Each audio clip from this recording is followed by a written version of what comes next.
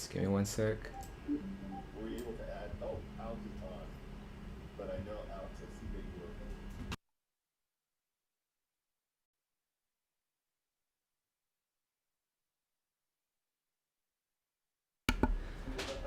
No, that's what you're gonna.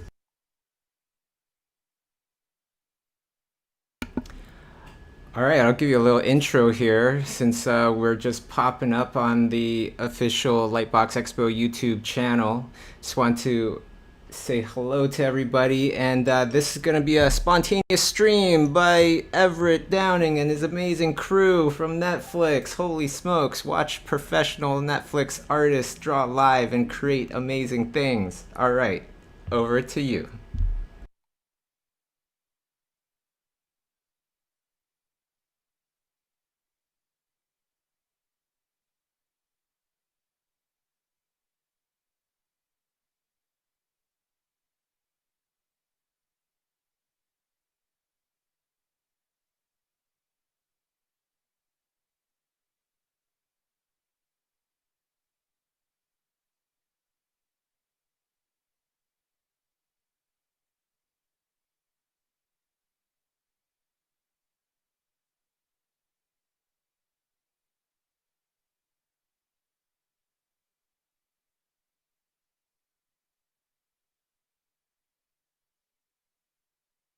But we promised it.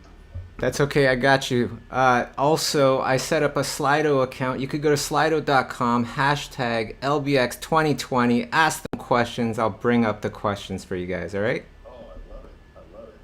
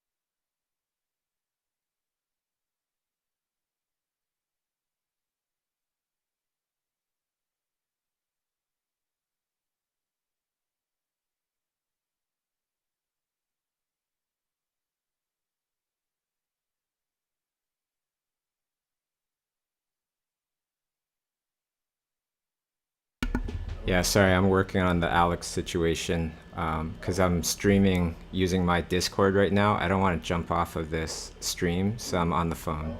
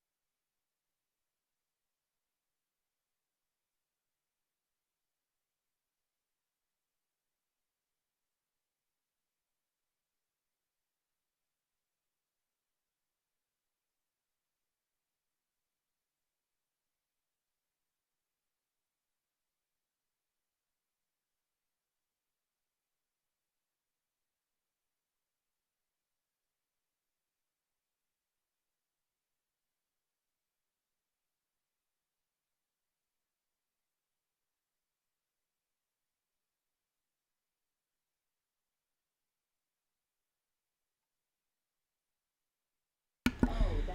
Awesome.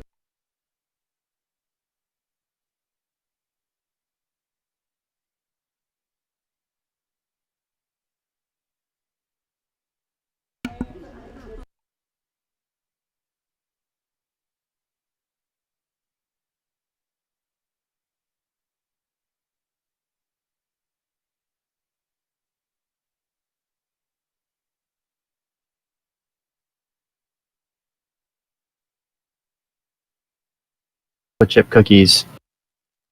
It was pretty bad. Yeah, they did. That's Yeah, the standard. Yeah, and those were like not good for you. There was no. there was one that was like, oh, this is a bacon covered chocolate chip cookie. Yeah. Good for the soul, not for your cholesterol. Yes. No, absolutely.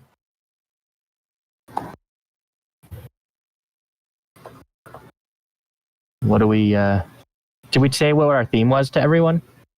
Yeah, but we can Muppets. say it again. Muppies. I think it's like Muppet Cyborgs, right? Like, Yeah. and you brought up a Look up good some point that it doesn't have to be, cyborgs. We don't have to see the cybernetic. So I guess it is just Muppets. Yeah. I'm gonna delete my little bat thing.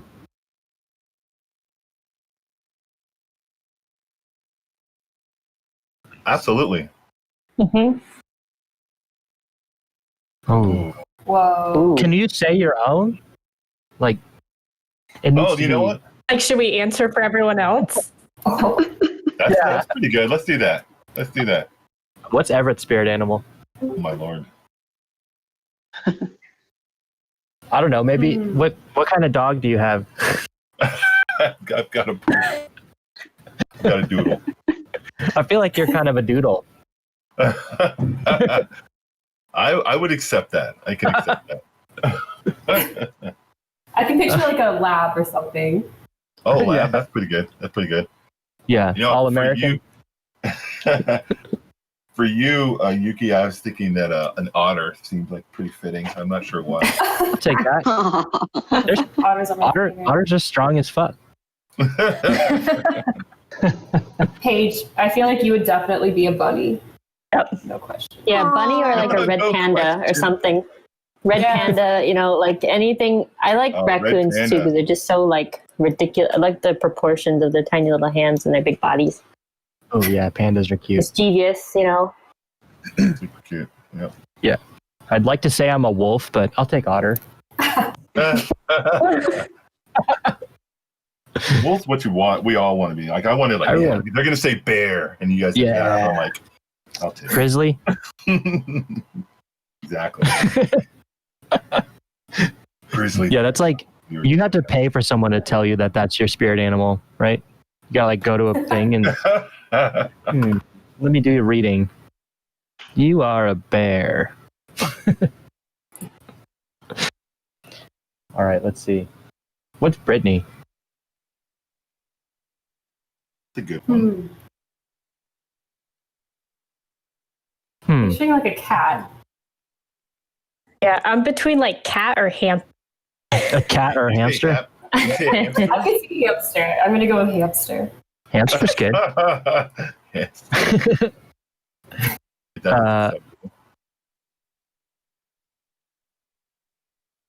This drawing tool is really fun. It is. It's pretty Yeah, awesome. I love it's different. It kind of like. Do you remember how Google had? It's like a really good version of the old Google Hangout drawing thing. Oh yeah. Oh yeah. Basically, just do caricatures of my coworkers. With that. Yeah, Oh, that's Send them awesome. to them during meetings and stuff. I missed that. The I don't know what those meetings were about. best. That's pretty real. Yeah. You ever walk out of a meeting and you're like, I didn't pay attention. Yeah, Yeah, you just black out. You don't have to admit to it. it's like I'm just gonna wait for the notes on this one. Someone will come to my desk. Yeah, Looking for something. there's always a Seinfeld like parallel to anything that happens in the office. I feel like there's a Seinfeld episode like that where what George doesn't know what he's supposed to be doing, but it's like his boss just praised him so much on how he doesn't have to over-explain things to him. So he's like, you know what's great Just about plays you, George? along with it. Yeah, it's like I never have to over-explain things. I never have to explain things again to you. So you're gonna have that report done by the end of the day, right? I have another question. Yes. So, is there a Yes. method to level up efficiency? Ooh. Ooh, That's definitely like painting these guys. speed. You know what actually worked kind of well for me is caffeine and metal music. I thought you were gonna say Yeah, something accurate. super efficient. Like enlightening. Yeah. Actually, that and the what's that? That works for me as well. Caffeine and a little bit of J-pop, J-rock pop. Oh, yeah. okay. Yeah. Yes. Yes. And if it depends too, like if the stuff that I'm supposed to be doing is very like stylized, like more Pixar-y, I found that if I listen to like French, like guitar jazz, like Django Reinhardt, like that kind of gets me in that kind of mood. I don't know. Music, I guess, is the answer. Yeah, I always try to find music that is like the theme of what The I'm short doing. answer. Yeah. Yeah, same here. Who also, I got some advice that I use sometimes.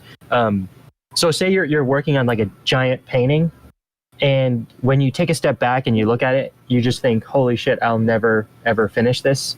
It's too much to do. It's scary, and it almost like turns you off to even working on it.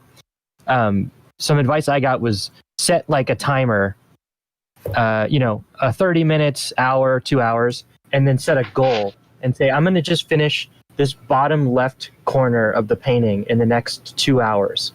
There's no real stakes, but having that goal keeps you focused. So then you have, it's like, oh shit, that's done. Or you can do things like, oh, in the next 2 hours, I'll finish the background. And so I won't have to worry about the sky or the mountains ever again. Like that, those will just be done. Right. So kind of sectioning off parts of your painting and trying to finish them in time, and then rewarding yourself with like chocolate if you do it.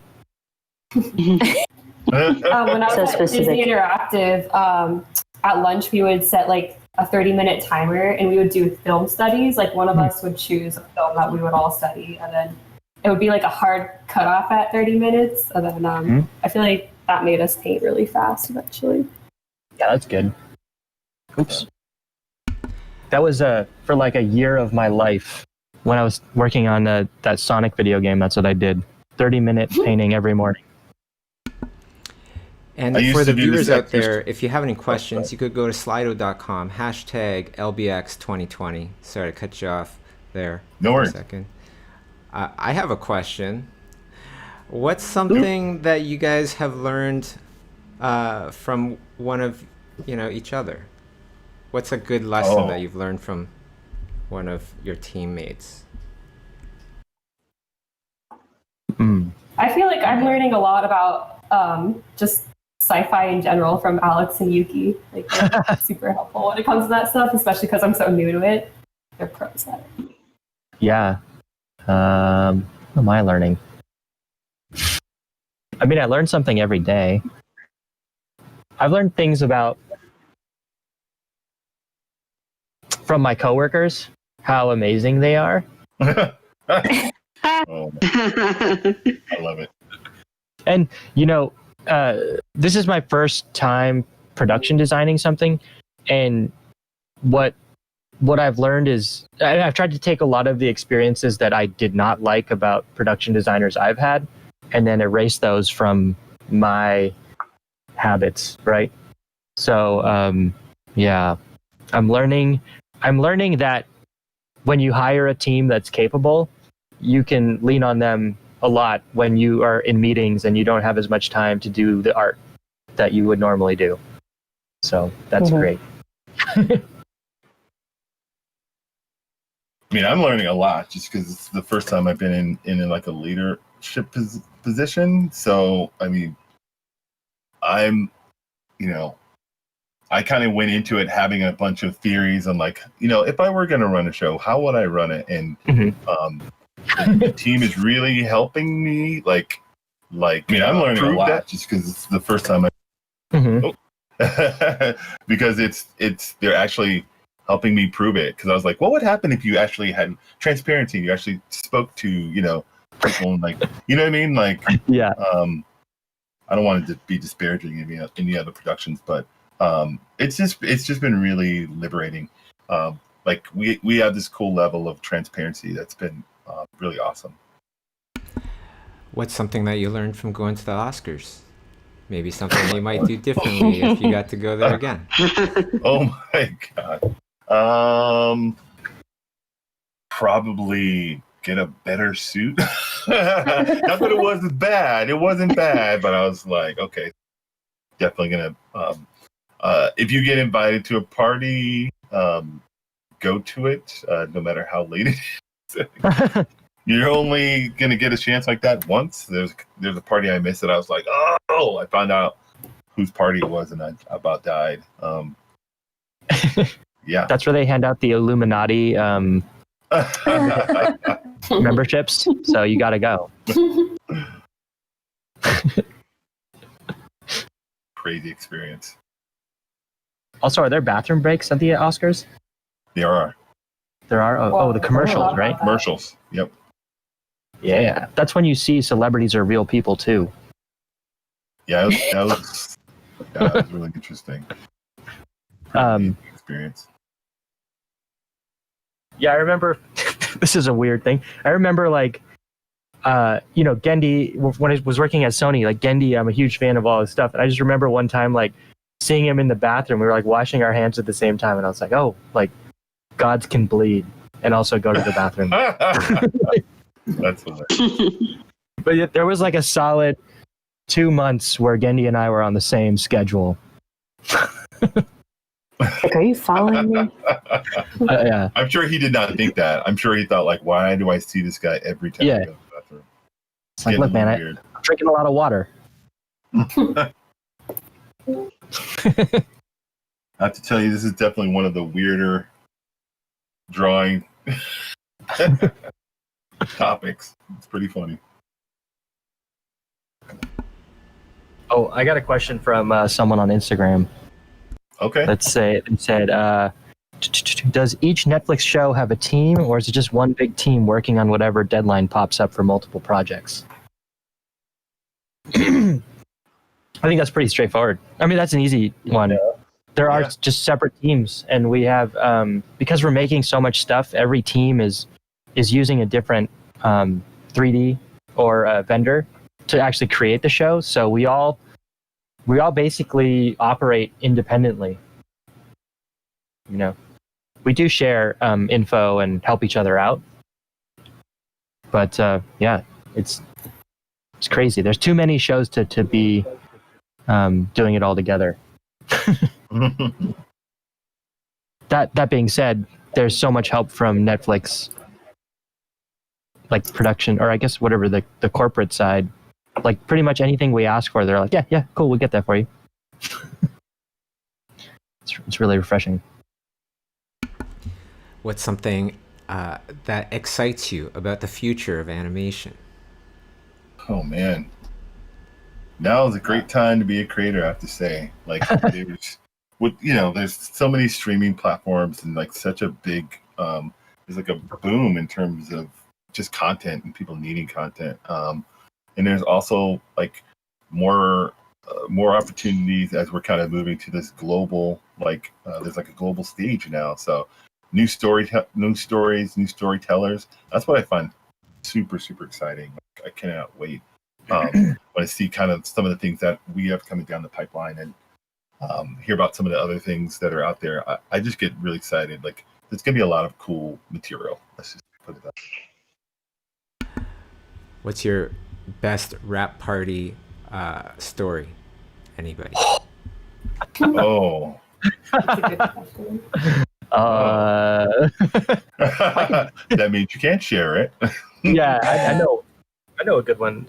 Well, no, I don't know how or why, but at the Emoji Movie rap party, Tom Kenny was there, the voice of SpongeBob, and I worked with him a super, super, super long time ago on like a really short project, SpongeBob project, and I was just talking with him for like 30 minutes about why he was there, and I still don't know why he You was still there. have no idea. It was good. He was talking about his favorite comics and stuff. But That's awesome. He was Mandoc, one of the characters in my show. oh yeah, Oh, that's awesome. Yeah. he's great. He's super. He remembered me too, and I worked with him for like 2 days in the recording booth. Well, he must have an insane memory then. He was good, and it was like a weird situation where my boss was sick, and he was supposed to be directing the voice cast of SpongeBob. So I had to go, and it was my first job out of school, and I'm just like 20. I think I was like 23, and I'm just in there like telling the SpongeBob cast like, okay, in this scene, it's like SpongeBob just like really pissed off Mr. Krabs. He's like, I get it, and they're like, and then they because they saw the animatic, of course, and like I had very little notes, and I also felt like I probably shouldn't give them notes, but Tom specifically was like the most like, I was like, I think we got it, and he's like, no, let me do it again. He's like, I think I can do that's better. cool. So he was really, really generous. Also, he's got a good memory. Favorite celebrity encounter? Oh boy. Everett. No. I'm not saying that one. Never. Favorite Won't celebrity go there. encounter? Okay. I'm not going there. I was really bummed that I never got to meet Nicolas Cage when I heard he was going to do the voice of Spider-Man Noir. Like, I was hoping he'd be at the rap party. He definitely was not. I think yeah, it's been so good to me. yeah. I did get to meet Shamik Moore, but still hoping for Nick Cage someday. Ran into Adam Sandler and Deli and Monica, and he handed me a napkin, patted my back, and was like, "Have a good day, buddy," and then just kept walking. And it happened so fast. I was just That's just kind of like a funny random one. I was just out, not expecting to see anybody. Who else? I don't know. I tend not to freak out about celebrities. Yeah. And Yeah, same here. Like especially Actually, when, too, if I see them, I don't approach them. yeah. Yeah. You know what I mean? I just like let them. Oh, you know what? Oh, there was this sushi place that we used to go to when I was working at Sony, and it was like one of those like sushi places where they have the revolving or that like what is it called? Like a track with all the plates on it, and you just pull up the plates of whatever you want to eat. Mm. And we saw J.J. Abrams there Oh, that's 3 times, and he was. This was like when he was obviously writing Star Wars, the 3rd one maybe, the new batch, and it took all my energy not to like bug him.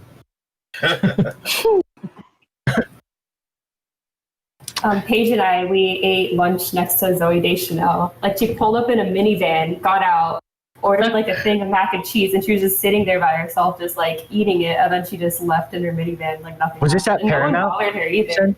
Yeah, it was. Where were we at, Paige? It was like down the street. Republique. Oh, yeah. You know, it's like one thing I found really interesting about working at Paramount was like that there would be just actors and celebrities just at the cafeteria, but because it's like a studio and like you have to get a badge to come in, and it's like this thing, like there's like an unspoken thing where you just like leave them alone. Yeah. Yeah. Yeah, you don't bug them. Because you'd I think see one so time- many people. Sorry, Yuki. Oh no, I'm done. I think Julie, you said there was Orlando Bloom at one point, and then like I said, I exclaimed his name really loudly, like on accident, and I was just like, "Oh, that was really smooth." But yeah, he was Did you say in a distance? Legolas? What do your elf eyes see? Not that nerdy, but yes, I might have. Yeah, they told me that he was behind us, and like I should have like made it really subtle, but instead I was just like, like just whip my head around immediately. when I moved out here to California, I went to Noman for school. Oh, nice. And so Noman is in the television center in Hollywood, and it backs up to Gold's Gym, which is on the other side of it. So we used to go over there all the time to get like coffee or smoothies and stuff and not work out explicitly. And so one time I'm in there with my coffee and I'm like, putting in like cream and sugar and stuff. And I look up and Ron Perlman's like 5 feet away from me. And he's just staring directly into my eyes and like pumping like these huge weights, and he just looks so angry and so intense. Oh my god! And he had like 2 like huge dudes with him. Was this pre-Hellboy? It was after at least the first one, I think. Mm-hmm. Isn't he huge? I remember. He was. I mean, he's tall. like. I don't think so. He seems smaller than I remember, but I'm taller than most people, so maybe it was skewed to me. So I don't know. Hugeness is relative, is what you're saying. I'll never ever forget Ron Perlman angrily working. Wow. Oh boy. That sounds terrifying. It was. Any secret or lesser known hobbies or talents that you have? No. No. No. Come on. Well, Yuki was shredding Yuki guitar. plays guitar. I play guitar a little. Really good. I know. Maybe I'll do that more. Now that we're in quarantine, I was like, I should stop playing video games as my hobby because it's like very unproductive. So I'll have like my new hobby will be guitar again because that's more productive. Artistic crushes. Who are you obsessed about for their art? Do we want to admit that? Or... That's a good question. I'm pretty much obsessed with everyone that we got on our team. We got a lot of cool people. Aww. Yeah. Oh, Best answer. Yeah. Every time we go in for approvals. I always tell these guys, it's my favorite part of the day. So good. Aw. It's amazing. oh. I mean, I think for me, it's like I look at so much art every day, and then even just like with Instagram, you find new people all the time, and sometimes if it's someone I haven't seen a lot, it takes like a couple pieces to, because I save so many pieces and I never even go back to look at them. But yeah, I'm really into Alex Constant. If you could Only spend he the was here to hear that. afternoon with anybody, an entire afternoon with them, and just hang out, celebrity, dead, alive, whatever, who would that be? What would you do? Ooh, I Bill think I hang Murray. out. Bill Murray. And I'd Dead want or to eat alive? food with him and go walk around just some cool city with him somewhere in the world and eat food with him and just shoot the shit. I don't even know what I'd ask him. Just talk about random stuff. That's what I do. I would hang out with President Trump so I could kill him. Dang. Oh. Like that. No, just kidding, but maybe not. Well, you're on a list now. I think given how crazy 2020 has been, I would just like to hang out with Bob Ross for the afternoon and just like have that like That would be Yeah. amazing. low voice and just go and paint some trees. That would be amazing. Huh. Who do I want to hang out with? Oh, man, there's so many people. Just And one. this is like, could this be any historical figure from any time? Sure. There are no rules. What are the rules of this? I don't know. I feel like hanging out with like Jimi Hendrix would be kind of cool. That'd be cool. Ooh. It's gonna be cool. That'd be pretty awesome. Yeah. And when I say hang out, I mean do drugs.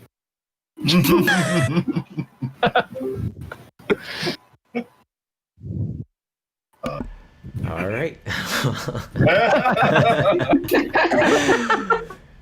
Yeah, How about you, so- Bobby? Who would Favorite you moment. hang out with? Yeah, that's what I want to know. Yeah. What was that? Did I miss Who something? would you hang out with? Who would I hang out with? Oh man. Yeah. I think I Whoops. like Jesus. You know, maybe that'd be. Man, setting the bar real high. And just I don't know, drink tea, sit on his lap, tell me about the secrets of the universe. I don't That's a know. good one. Wow. Or That's Tesla, awesome. That's Nikolai amazing. Tesla, right? Tesla's Oh, Yeah. yeah, that'd be cool. Who knows? What the?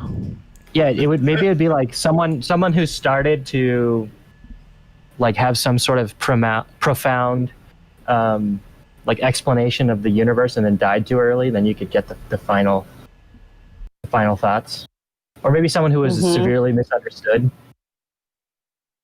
Like Van Uh-oh. Gogh, I would tell him he's Yeah. famous and beloved. Like that one. Yeah, did he quote. die before he before he was famous? Yeah, he thought everyone hated his art. I think Doctor Who did an episode on that where like they brought him to the future to like one of his galleries Ah, and stuff. sad. It was a really touching scene. Yeah. Oh my god, cyborg gun. What's everybody's weakness of drawing, like subject-wise? What can't you draw? What the? Well, I suck at Everything. painting. Everything. Cannot paint to save my life. Yeah, it's really hard for me. Animals in general. Hands, faces. Yeah, hands for me. Hands. Environments. Bitch. I don't like doing like a lot of heavy lifting perspective stuff. I hate it. It's just, Oh yeah. Actually, I love that That's what 3D stuff. is for. do you? Yeah, but I feel like yeah, there's this plugin that I use on Photoshop, the Perspective Tool version 2. That's amazing. And once you know how to make perspective grids, based on like how we see the world, I feel like it makes life a lot easier. Kristen, you were saying something. What were you saying? Okay, I thought I heard someone talking. So we have another question from Andrea B. She asks, what is your advice for a background painter wannabe? Ooh, I got a good advice for that, but if anyone wants to take it, I talk a lot. Go for it. Go for it. And this is coming from a person that's never worked in background painting, so take it with a grain of salt. But I love it. and I think this is like just advice to get a job in general is if you want to be a background painter and there's a show that you love the background design or like the way the backgrounds are painted in a certain show and you know that show is hiring, then have a full portfolio of stuff that looks like that show. Because when that show is like, hey, we're hiring, we need someone that can kind of do our thing, and they're like, oh, this person can do our thing, and it's cool, and they have like 10 or 12 pieces of our thing, it's an easy fit, right? There's no questions on whether or not they can do it. Yeah, it's Yeah, kind of keep like the research, questions right? coming in at slido.com, hashtag LBX2020. Next question is from Serene. She asks, is it possible for international artists to build a career in animation by relying on freelance and remote work? Well, I would say now, definitely, like with the realities of like COVID, I think it's more viable than ever. And actually, it's really interesting. You know, we have a few a number of international people who are actually on our team, like Esteban, Goose. There's a bunch who are going to be joining us soon. So yeah, I think it's completely viable. Yeah.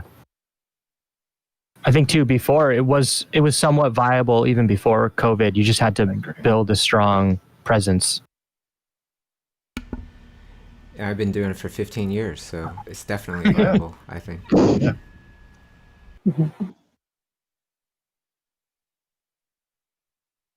And now, like it's so easy to kind of with like Instagram and Oh yeah. I mean it's I won't say easy, but like a lot more viable. What's a mistake that you've done in the past that taught you something that was super valuable? I've got a good story. Kind of sad. So I learned a big lesson in just confidence. I was working at a studio and I recently made a transition into a different department. One that I was confident in the past, but then I was working with a lot of people who were like extremely good at their jobs, and I kind of got in my head like I don't know if I'm supposed to be here, basically. And it was just something that kind of slowly eroded just my confidence, and it seeped into my performance.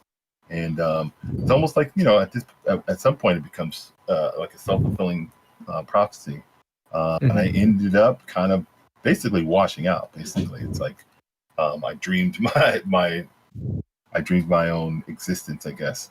And I remember like once that happened, it was kind of a hard lesson, but it kind of taught me like after that I got this really strange confidence because like, well, I know what failure feels like now, and it's not that bad. I'm still alive. I'm still, and after that, like I kind of got this sort of like, I don't want to say like I just don't have that same lack of confidence. Like I know how to do my job, and since then I just haven't had any real issues. So there is something to failing. Like fail as soon as possible is what I would say. Yeah, nowhere to go but up. Yeah. Oh, I got a good one, but this is actually more practical than anything. Once you get a job, make sure you check your pay stubs and make sure you're getting paid what they told you you're getting paid. That's a good one. Yeah. That sounds like a story right there. Because I one time got a raise, and I didn't check my pay stubs for an entire year after that raise, and I never actually got the raise. Like it never. Oh no. Oh, geez. It never actually went. They never actually implemented the raise, which then when I noticed, I was like freaking out, and they fixed it. But it was like this weird thing where they basically paid me like a giant check of all the money I should have gotten paid over the year, and Wow. and because it was this giant check, the way that it was taxed was a lot hard. Like it was a lot more taken out of with taxes than it normally would have been, and I ended up paying a little bit extra for that. That exact thing happened as well, except I knew I didn't get it, but our HR person at the time had just quit.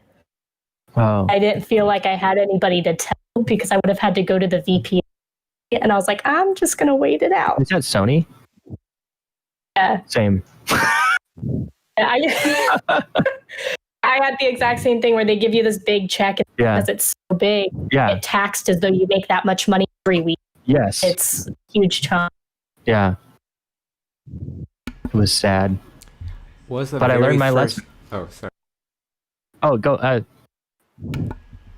I was gonna say, what's everybody's or anybody's first memories of actually drawing? What did you draw? What did you do? I remember when I was a kid, I would stay up past my bedtime and I would make this little pillow fort with a flashlight. And with my colored pencils and my crappy sketchbook, I would just draw like mermaids and stuff all night. And I remember I was so excited.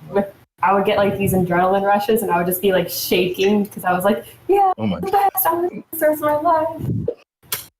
That's God. That's awesome. I drew comics. I think because I played a lot of video games, so I would try to draw like action comics based on whatever I was playing. That's awesome. I watched RoboCop way too young. So I think Oh no! the first Oh, that one. sounds messed up. Yeah. That'll do it. Or go to the rec center and watch older kids play video games, and then just go home and like on tractor feed printer paper, just draw the video games. Oh, that's dope. Wow. That's awesome. I I used to go to this one class. Oh, sorry. Go ahead, guys. No, you go.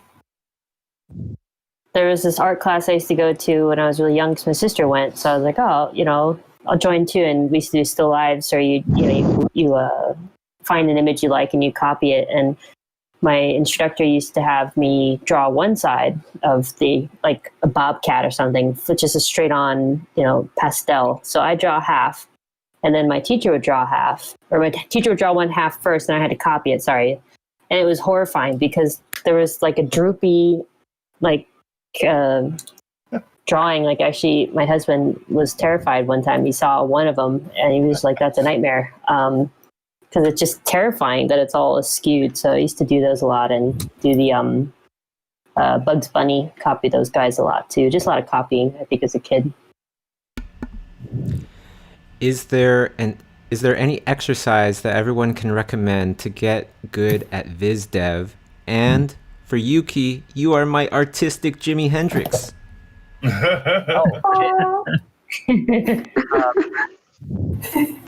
Is there any exercise? I think just practicing, right? To beat any one of these people here, they practice at least 40 hours a week, drawing and painting. So if you want to be better and basically take their jobs, you got to practice more. So confrontational. Yeah, it's a battle. Everything's a battle. Nothing's for free. I think also there's like two sides of learning VizDev, right? There's the actual like technique, drawing, painting, like using the tools side of VizDev. And then there's the then there's like the more creative design side, right? So I think basically that's just a really long way to say like do film studies so that you can practice painting and drawing and composition, and then that's like that takes care of like learning how to use Photoshop and learning how to paint and building a visual library of like good lighting setups and compositions that are good and that work, and then so that kind of like stores all these and only watch like do film studies from like good movies, right? So that keeps all these like color palettes, compositions, lighting setups in the back of your brain, so that when you start having to pull some out of your brain, you have this like big visual library somewhere back there from all these film studies you've done. Yeah, I think taking whatever you practice doing a study of something and, like Yuki said, taking that exact same thing but trying to implement it in your own way is probably the biggest Visda, because you have to be creative. It's like if you do nothing but studies, you'll get technically very good, but you may not necessarily understand how to incorporate that into your own unique idea. Constantly making sure to practice that creative creation. Yeah. Yeah, something that my friends and I kind of do to help with like practicing and still like trying to enjoy that aspect of, I guess, like trying to improve. We, I guess what we end up doing is we actually end up fan arting a lot, but not just for the sake of just drawing the thing that we are like, oh, we watched this thing, it's really fun, I kind of want to draw him. We kind of challenge ourselves with like, oh, because they're arts and our people, we don't know how to do simple shit. So we end up kind of overcomplicating that fan art in the end to the point that we end up learning like a new tool from it. It's like because it's something that we are like kind of enjoying at the moment. It keeps us a little bit motivated to keep going with it as well. And because we really want to do a good job, and this is like this thing that we're really into at the time, like we really want to make it look good. So there's like that nice motivation that kind of goes with it. And art's a fun way to break up art. Mm-hmm. Don't know what to draw. Mm-hmm. Draw something that you enjoy, just like a show or book or video game. Or Yeah, I love doing fan art. I think people get a lot of shit for doing fan art, but I don't care. I learned so much from doing that. It's just I think like also. Oh, go ahead. Go ahead, Yuki. I was just gonna say it's like that thing again where I'm talking about like breaking down like the actual act of drawing and design, and separating it from having to be super creative. So you're just practicing. So if you're doing like fan arts and like drawing your favorite superheroes or something, you can like focus just on doing like a cool design while already knowing, you know, some of the details without having to make those up. Mm-hmm. I think getting out there into the world too, like observing your surroundings, and you know, if you have your phone or something, take pictures. Like we go on trips together, Jason and I, and we just take reference pictures and we take it back with us, and we either, you know, use it in our own artwork, or it's just kind of like what I was saying in the beginning, how I'm sort of a jack of all trades. Is because my field of visual development, same as my coworkers, you have to kind of know a bit of everything. So if somebody says, hey, design a wooden chair that's from the, you know, whatever dynasty, you're just like, okay, no problem. I know what this type of wood looks like. I know what this type of material indication, the scale, the way it's supposed to ergonomically fit, you know, all those details that go into our line of work. You have to know that stuff. And if somebody throws something at you, you can't be, you know, you got to have your own tools and ways of knowing how to do that research to then put it into practice to actually design something thoroughly and to make it believable, even if it's not a real thing. You got to make it look, you know, like it's understandable that that's a door, that's a chair, that's a whatever type of environment. So that's something that I always lean on heavily. If I don't know how to do something, I just look up my research. Mm-hmm. Our stream just closed. Mm-hmm. Yeah, sorry, my computer just freaked out. Let me restart that. Does somebody else want to share their screen? And I could tap into their thing. Okay. Also, time flies when we're having fun. It's how much been time we got? Almost an hour. Wow. Can you believe that? Wow. Really? That went by fast. Can we give a big shout out to Aaron Loftus in the crowd? Yes. I know that Why guy. aren't you in here, man? What happened? No, right? All right, last question before we call it a day. If you could thank somebody from your past that's taught you something, gave you a real good lesson, or did something really special for you, who would that be?